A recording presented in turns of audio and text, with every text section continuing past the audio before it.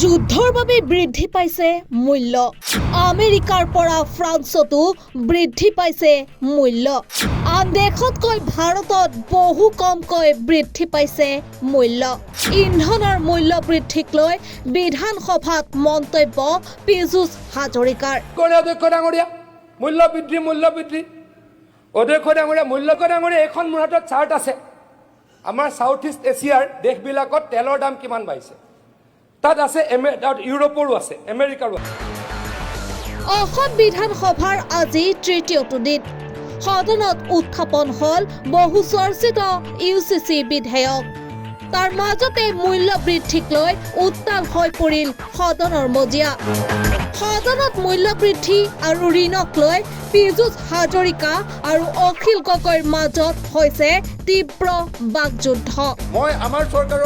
doctor মহোদয় এইটো প্ৰস্তাৱ উত্থাপন কৰি দিলে তেখেতে ভাষণ দিছে আৰু অসমৰ মুখ্যমন্ত্ৰী আৰু পৰিবহণ মন্ত্ৰী এইটো ভাষণ হৈছে ভাষণ স্যাৰ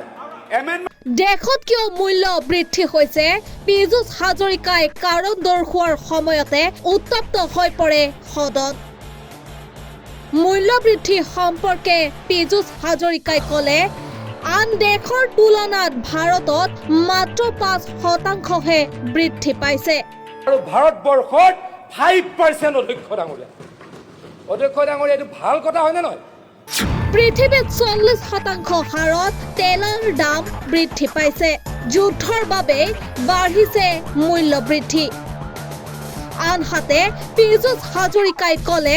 প্ৰধানমন্ত্ৰী নৰেন্দ্ৰ মোদীৰ সুশাসনৰ বাবে এই কম পৰিমাণৰ মূল্য বৃদ্ধি সম্ভৱ হৈছে নৰেন্দ্ৰ মোদী ডাঙৰীয়াই দেশখন ভালকে চলাইছে